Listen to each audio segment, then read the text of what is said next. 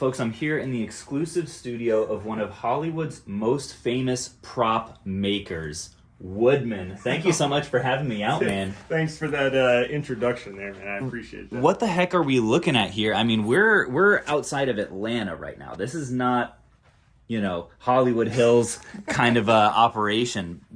Give me an idea of some of the stuff we're looking at in here. These are just a few various things that I've worked on here in Atlanta. So it's just like a lot of like random Marvel movies, like DC stuff, just various projects. It could be stuff for commercial, could be a random movie on HBO, just whatever. You said some of this stuff is from like Ant-Man. Yeah. So like these are actually the tiny suits from Ant-Man. The same with like the van up here. Tiny Ant-Man van. Yeah, and I have the house too from that as well. So those were all things that I created. What's the story on that guy? So that one isn't like an official one. We basically were commissioned to make a lot of like Marvel displays as well for various companies. So that's just one of many of those.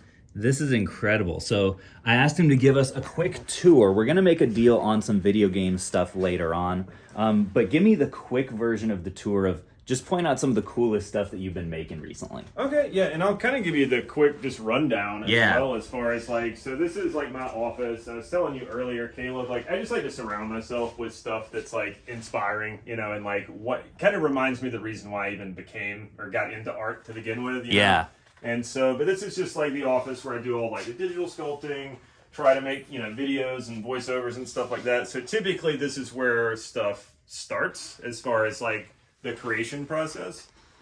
And so from there, things typically get like either 3D printed, CNC milled, laser cut, vacuum formed, or like a combination of all of those things. It just depends. But yeah, I mean, here's like for example, like a piece that like super proud of. Like this, no one commissioned me to do this. This was just a fun passion project because my wife and I really like the Dune series. And so we made this costume along with a costume for my wife just for me to wear at DragonCon.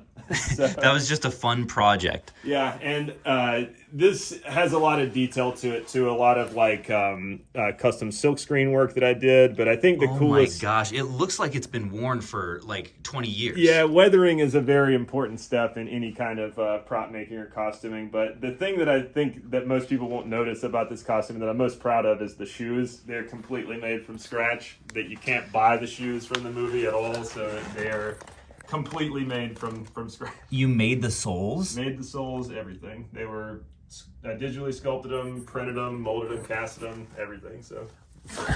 This is just a treat to even be in here, man. This is from a video game called Final Fantasy 11. I played that a lot with friends. It's an MMO RPG game. So, but this actually, making this piece ended up getting me a lot more jobs through other people who saw it and were like, oh wow, you can do this? Let me ask you to do this. And so the amount of work that I got from this guy was great. So wow. And you were telling me that a lot of the like weapons and stuff that you've made, they're like actually not, they're more like flexible or like. Yeah, this is a dud because the armature isn't correct. And so sometimes it's a process of finding something where it's like actor safe, but then also doesn't look like a joke, acne prop type thing. So something that they can like safely hit themselves with.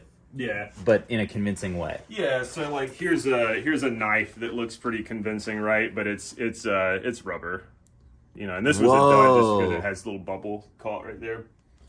And so all these things you'll just keep around. Yeah, just as examples or whatever. If I need to kind of give somebody an idea of how we would make something or what it would be cast in and things like that, but.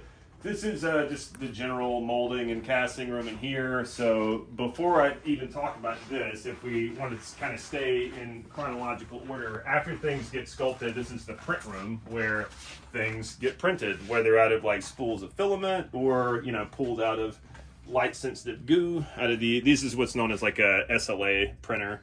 So this liquid is going to turn into like something like that. Yeah. So this part was part of a gun or something like that we made forever ago, but this piece just got pulled out of the liquid and basically looks almost exactly like this. Like the fidelity and detail on these machines are pretty exquisite. My mind is blown. What I've got to ask, how much do these kinds of machines cost? So it depends. I do feel like, I mean, I guess this is like probably the best example because this is like the newest and greatest version of this. Like around 10 to 12K for a machine like this. And Whoa. So, yeah, and some of these other machines can range 4,000 to 5,000 a piece. And so, yeah, I just got this job with a well-known content creator, Kai Sinat. And we were making just all kinds of suits for this guy. Like this was another one, Batman helmet that was printed on one of those machines in one piece, and it took like 8 hours to print at this resolution. So very fast. But And you said this is what Kai ended up looking like in the full printed suit. I thought that was kind of cool. Yeah. This is definitely a Grail piece that I picked up recently. This is the only one of these that exists. Yeah, crazy. This was at a consumer electronics show back in the early 90s and never really became a thing. There's only a couple of boards that exist for this, but this is the only dedicated machine ever made for this game. What would you say this thing is worth? Like 15, 20 grand at least, but I wouldn't even sell it for that. All right, so folks, this is the fabled overstock room with Woodman standing on top of what defunct display.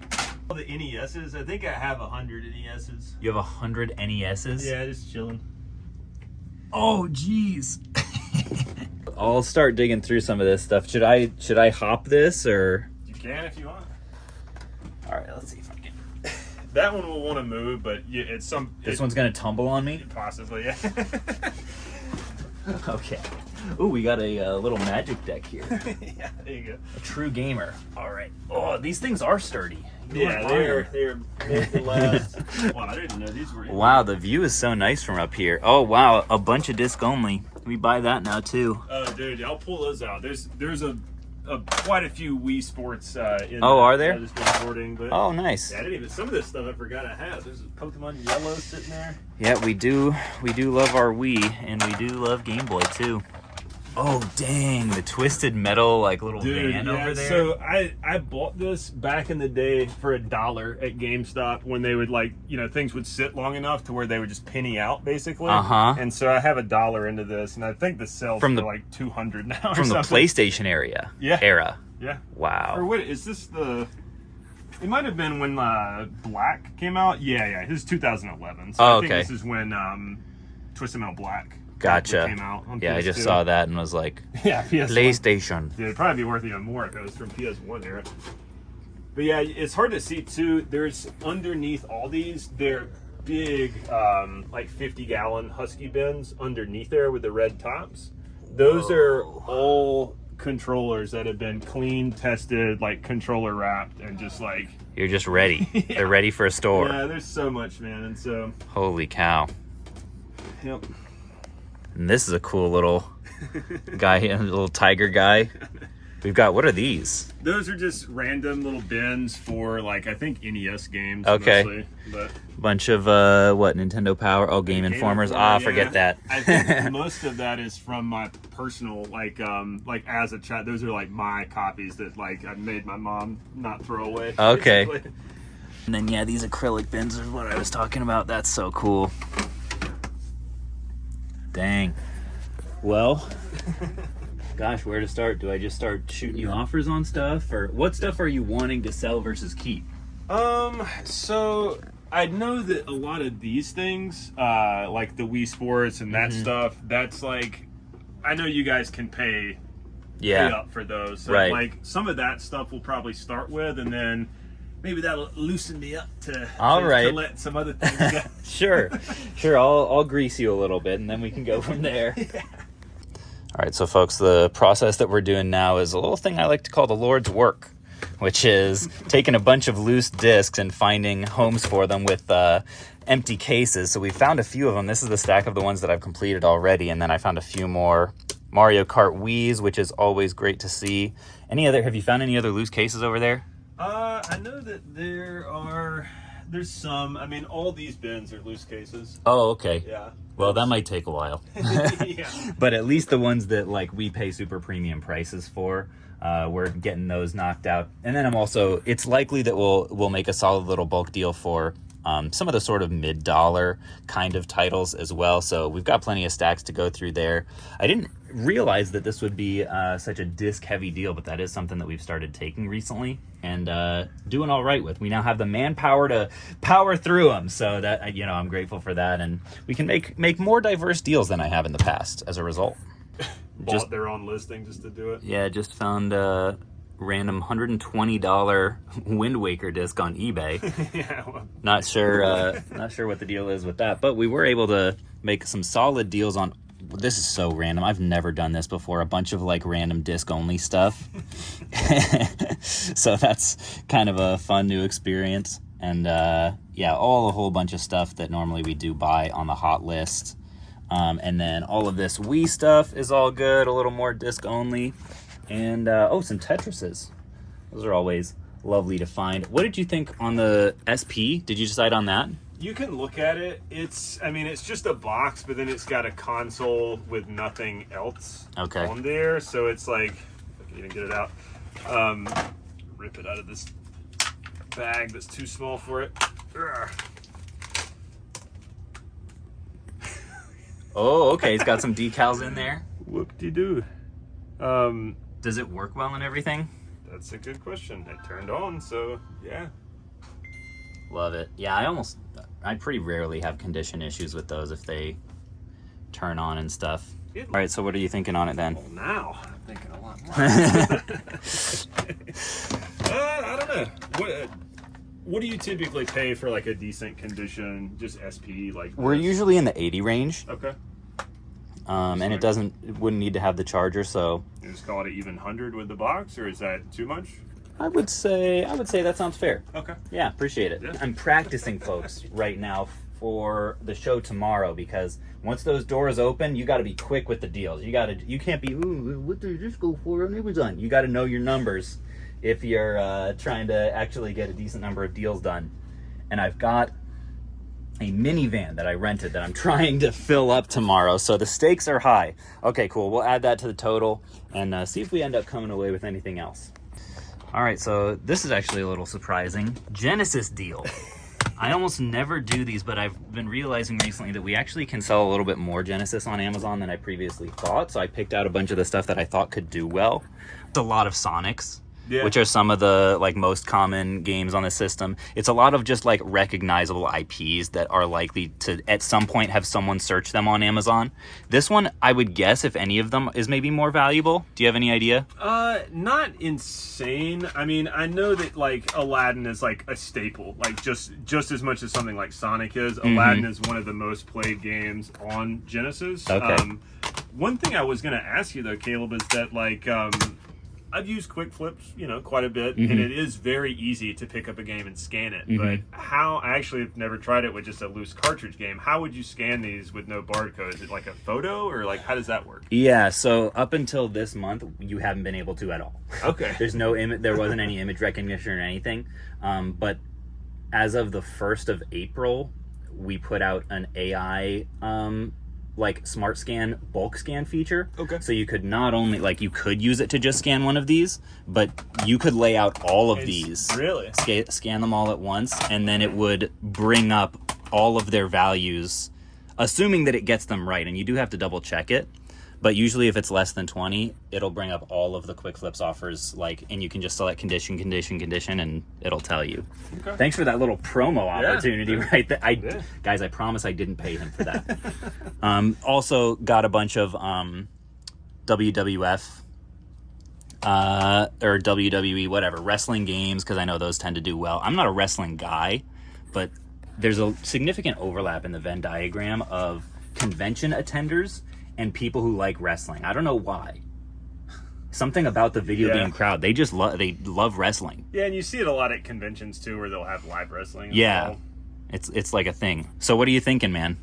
I mean, I'll count them up real quick. All right. I did mention Sonic to you earlier. There's some of these I do want to hold on to, and I think it's weird because we got the whole almost gambit here of like the not for resale version, the in between of where they were doing the not for resale and putting Sega stickers over it, and then just the actual retail release where you would buy the physical copy of the game there. So, and you said those ones weirdly are actually more valuable. Yeah, they're just harder to find. They're not really. Like, it would be more valuable if you completed this with a complete copy that's not for resale. So that would probably be more sought after from collectors. So some of these I might hold on to, but any of the not for resales, I don't think somebody on Amazon cares as much. So for sure. All right, so I ended up sorting the Genesis stuff out. We're doing all of this stuff over here for like 72, doing the SP at 100, passing on this stuff. We may end up being able to make a little play on it at a future convention. We'll see if it makes its way that way, and we may still have a deal or two left to do. We'll see. All right, folks, so last bit of our deal of the day ended up being, dude, you suckered me into a lot of loose disc purchases today. I mean, you need this. I mean, the taters tails. Come on now, or maters tails. Maters tall tails. Oh, kitty. Any idea what the total ended up being? I just calculated it. We said earlier. I mean, I'm sure I'm off, but it's like 1,000. Little bit over. So we had 600 and something from the last stop, and including all of this, which was a bunch of like high dollar, like, we got Coliseum, we got Double Dash, Melee, BMXXX, and a bunch of like random loose stuff. And we guys ended up being 1,500 and I think 38. Excellent. Not bad at all. But before we close it out, you have an arcade in here, don't you? I have an arcade. This is my game room, though. Okay. The arcade stuff is downstairs just because of load bearing stuff. Okay. It'd be hard. But yeah, this is just my personal room in here where I like to come in at the end of the night and just kind of relax. And so I'm a full set guy.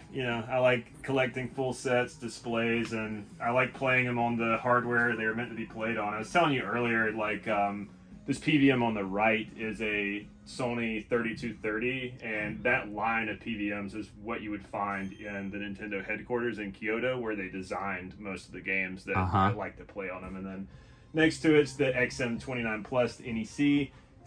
Most people consider that the best PVM ever made just because of the very high TVL. TV lines has 800.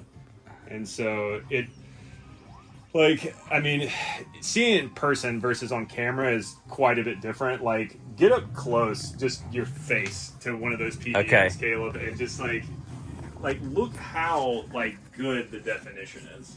Like, it's crazy. Oh yeah, that's some nice definition right there. And you, whoa, and you wouldn't get the same look or feel with like an HD TV. Like, all the consoles are running like a true RGB signal. A true RGB. Yep. Yeah.